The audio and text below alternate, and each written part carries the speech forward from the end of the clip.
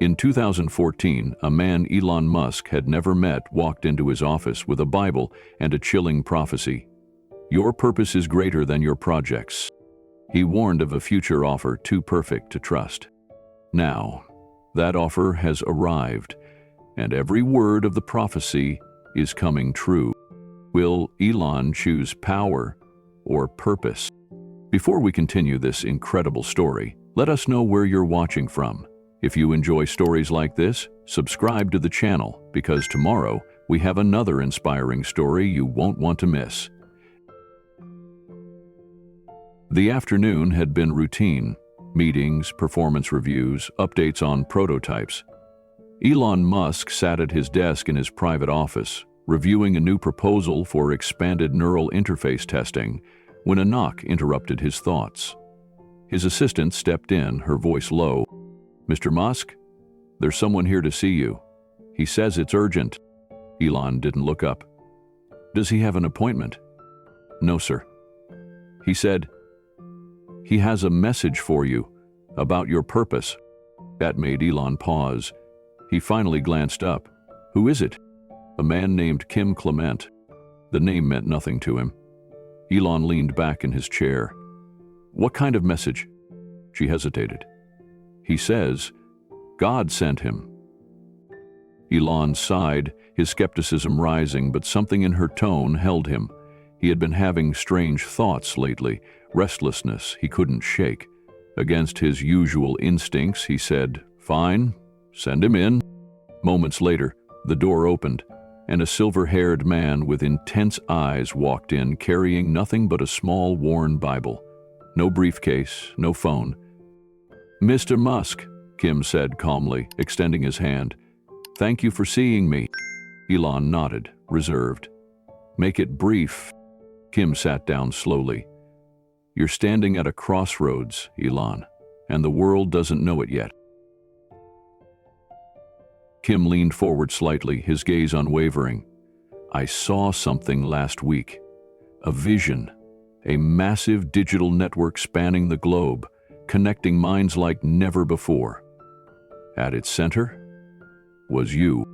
Elon said nothing, though a flicker of tension crossed his face.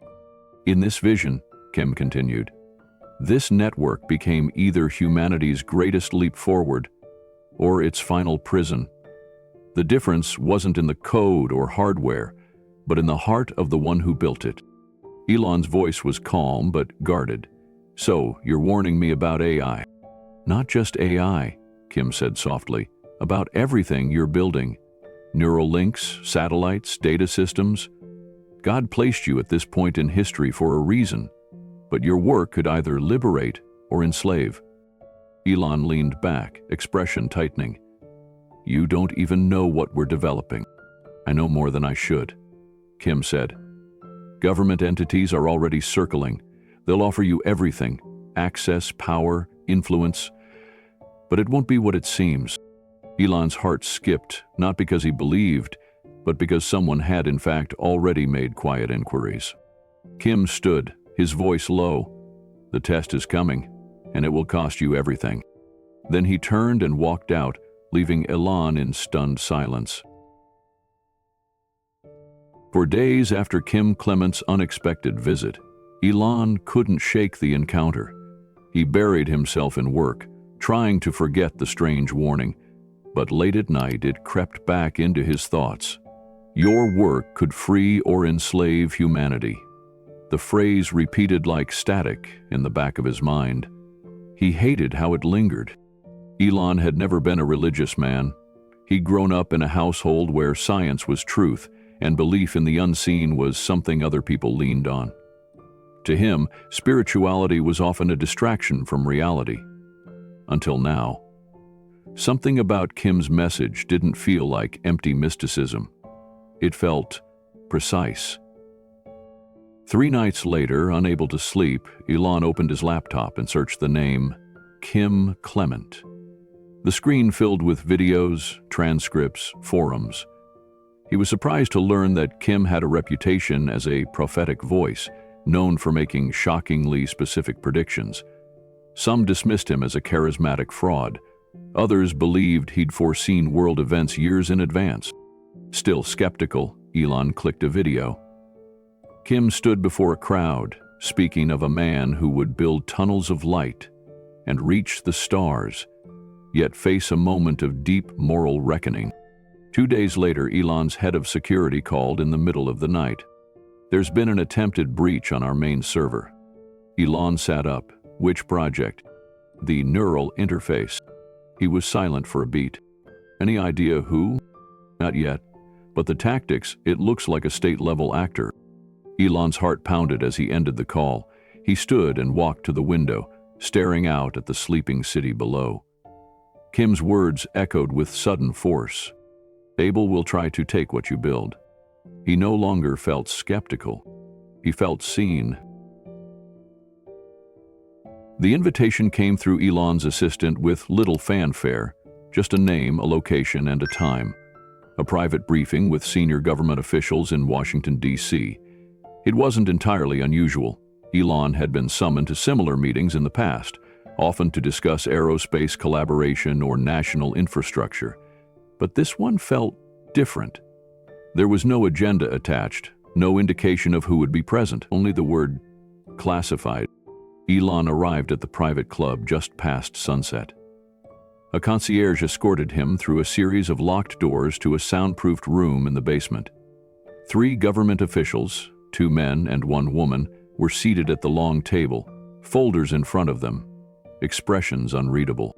"Mr. Musk," the senior official said, rising briefly, "thank you for coming. We'll get right to it." They began by praising his work. Neural interface technology, they said, represented the future, not just for medicine, but for national security. Elon listened in silence, arms crossed. "What we're offering is unprecedented," the second official continued. He slid a thick folder across the table. "Complete regulatory freedom for all your companies, no red tape, no delays, and multi-billion-dollar contracts immediately." "In exchange for what?" Elon asked. "Privileged access to the neural architecture," the woman replied smoothly. "Just baseline cognitive data, nothing invasive, pattern recognition, early warning systems for extremism, radical behavior, domestic threats, thought monitoring for national safety." Elon didn't answer. His mind had already jumped to Kim Clement's warning. "They'll offer you everything: contracts, influence, unlimited resources."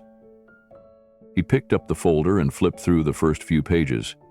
Detailed outlines, implementation protocols, language that was too polished to have been drafted overnight. This wasn't a conversation. It was a decision point. "You want access to people's thoughts," he said finally, wrapped in the language of protection. "We want to protect lives," the senior official said firmly. "This technology will allow us to intervene before tragedies occur. You could save thousands."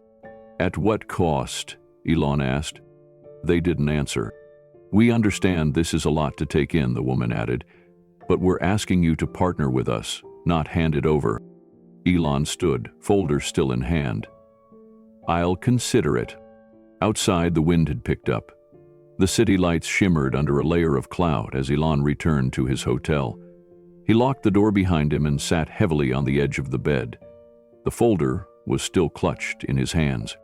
Then, remembering something, he opened his briefcase and pulled out Kim Clement's Bible, the one that had arrived after the prophet's death. A single bookmark protruded from its worn pages. He opened to the marked verse. Proverbs 29:18.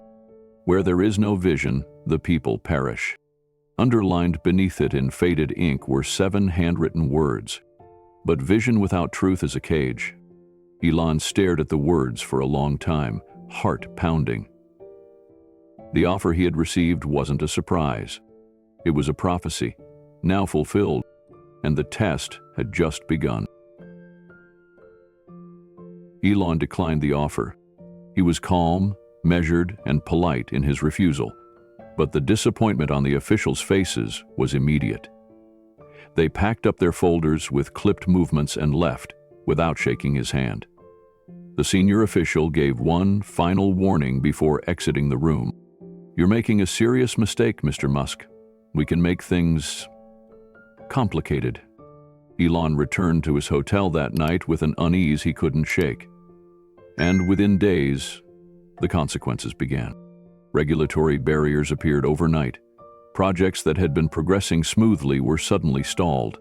Environmental concerns, ethics reviews, licensing delays. Then came the media firestorm. Anonymous sources surfaced in major publications, questioning Elon's judgment and mental stability. Op-eds claimed he had lost touch with reality. Investors grew nervous. Stock prices dipped. He didn't sleep much. At home, he wandered from room to room late into the night, carrying Kim Clement's Bible like a lifeline. He reread the letter that had come with it, the one delivered after Kim's death. The pages, once cryptic, now felt eerily specific. The letter had described the exact phrasing used in the government's proposal. It had predicted the backlash, the smear campaigns, the losses. But it also contained something else. The employee requested.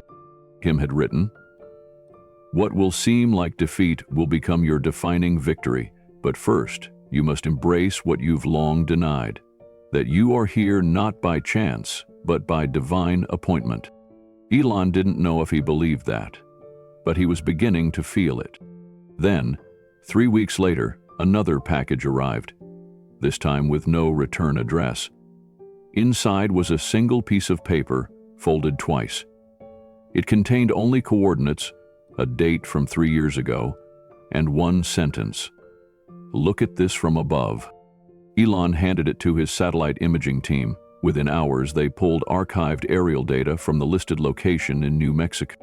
What they found made his breath catch. Etched into the surface of a dry lake bed, visible only from high altitude, was a message carved into the dust in giant letters. "Elon, when you see this in your darkest hour, know that your path is confirmed. Stand firm." The image was time-stamped 3 years before Elon had ever met Kim Clement, before the neural interface had left the conceptual stage, before the technology, the offers, the betrayal, before any of it. And yet, there it was, waiting for him. He stared at the photo in silence for nearly an hour. There was no explanation, no logical reason why Kim Clement could have known this, and yet somehow he had. In that moment, Elon felt something shift, not in the world, but within himself. The calculations and equations that had guided him for so long suddenly felt smaller, not wrong, but incomplete. He had always believed that truth came from discovery. Now, he was beginning to understand that sometimes it comes from surrender. He looked out his office window at the dark sky, stars flickering behind drifting clouds.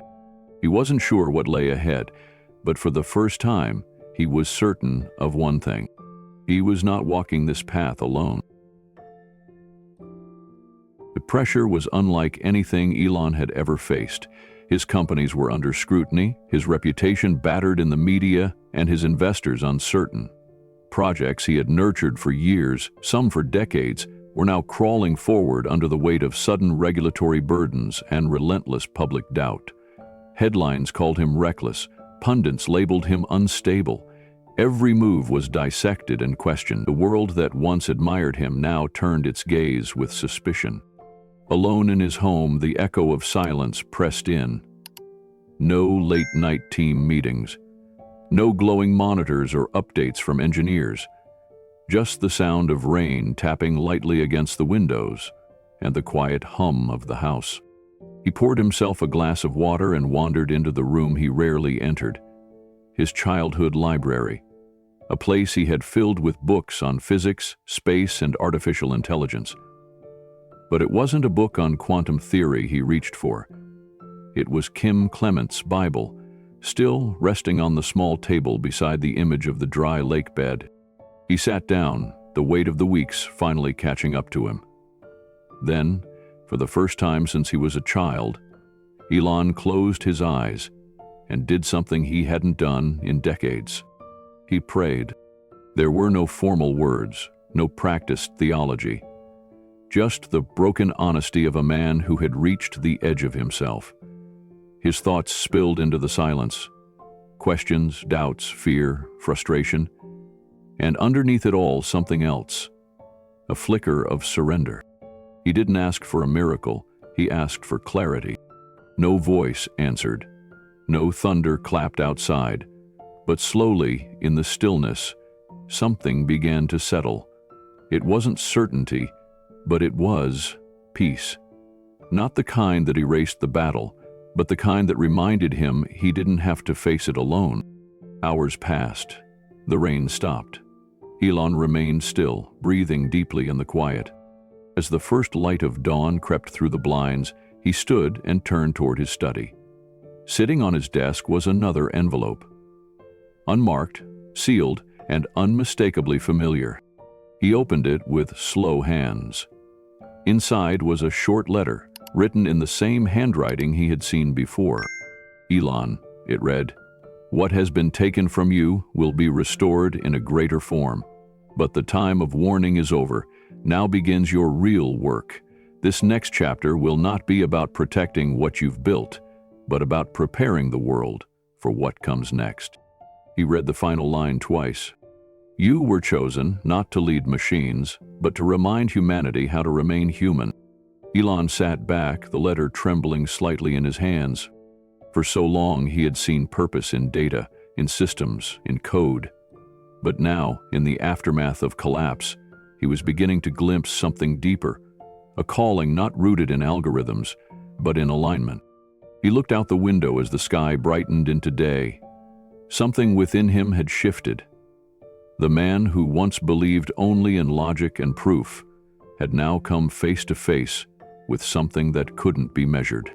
He didn't know where this new road would lead, but he finally understood who had sent him down it. 1 year later, the stage was set for one of the most anticipated keynote addresses in the history of the Global Tech Summit. The air buzzed with anticipation as engineers, investors, entrepreneurs, and scientists from every corner of the world filled the massive auditorium. Cameras streamed the event live across countless platforms. But it wasn't just the scale of the audience that made this moment historic. It was the speaker. Elon Musk walked onto the stage not as the embattled figure many had expected to see, but with a quiet strength in his posture and a clarity in his eyes. He wore no suit jacket, no prepared slides, just a black shirt, a microphone, and something deeper beneath the surface. For a few moments he said nothing. Then he spoke. "This past year," he began, "has been the most difficult of my life, and the most transformative." The room hushed. "I've always believed in progress," he continued, "in pushing boundaries, solving problems, and building the future. But I've come to see that advancement without reflection is dangerous. That innovation without a moral compass can become a weapon." He paused, scanning the crowd. "I stood at a crossroads. Many of you watched as I made choices that confused people. I lost support. I lost contracts. But I found something more valuable than any deal." He reached into his pocket and held up a small object, a worn leather bookmark. Quiet gasps rippled across the room as many recognized it from past articles. Kim Clement's Bible. "I was warned," he said softly, "by someone few of you knew. He told me I would face a test, one that couldn't be solved with code or calculations, and he was right." Elon stepped forward. "Our world stands on the brink of incredible change. Neural interfaces, artificial intelligence, space colonization. These are not just tools, they are extensions of who we are. And if we don't know who we are, these tools will define us in ways we may not survive." He let that sink in before continuing. "We need more than intelligence. We need wisdom, we need humility, we need the courage to ask deeper questions about why we're building what we're building, and for whom." He looked directly into the camera now, as if speaking not just to the room, but to the world. "My purpose," he said, voice unwavering, "was never just about Mars. It was never just about autonomy or rockets or chips in the brain. He paused again, this time longer. It was about meaning. The room remained absolutely still. I believe we are being called to create technology that doesn't just expand power but restores dignity, that uplifts rather than manipulates, that connects minds, yes, but also protects souls. Somewhere in the front row, an investor lowered his pen. A scientist leaned forward, eyes wide. In the back, a young engineer whispered to her colleague, "He's different." And he was.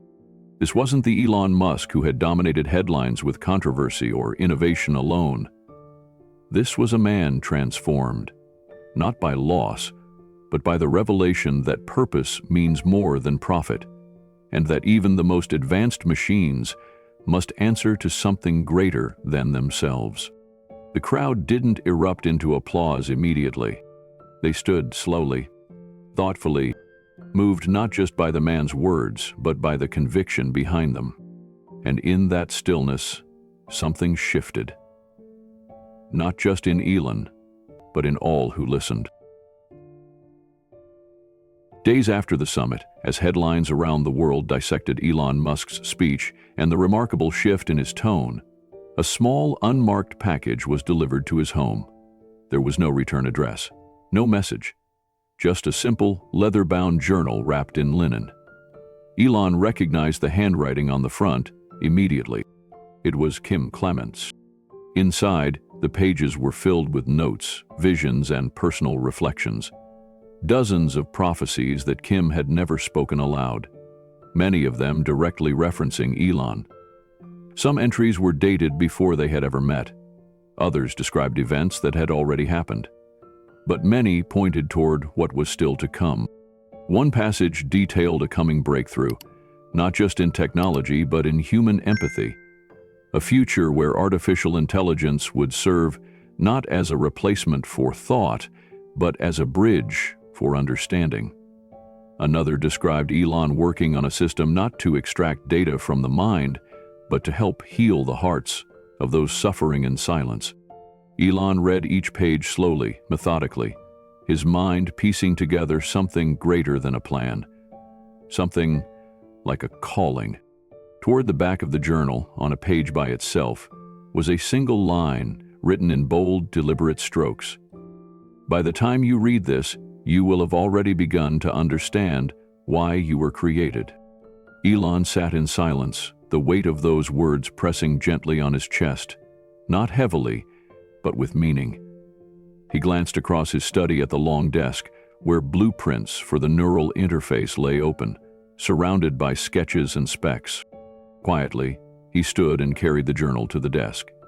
He placed it beside the schematics, next to the tools and diagrams that had once defined his life. And in that simple gesture, something shifted. He was no longer building just for efficiency or advancement. He was building for something deeper. For the first time, his vision was no longer just about what humanity could do. It was about who we were meant to become. One man's warning became another man's awakening. Kim Clement did not live to see the transformation his words helped set in motion. But his message, spoken in quiet obedience and delivered with unwavering conviction, did more than predict the future. It redirected it. Elon Musk, once guided solely by reason, data, and innovation, found himself pulled toward something deeper, not away from progress, but toward a kind of progress shaped by wisdom, humility, and faith. The technologies Elon once believed would define humanity's next era were still powerful, but now he understood something even greater. Power without purpose is dangerous. Progress without conscience is incomplete. And intelligence without compassion is nothing more than cold calculation. His journey stands as a reminder to all of us. The future won't be saved by machines, by speed, or even by innovation alone.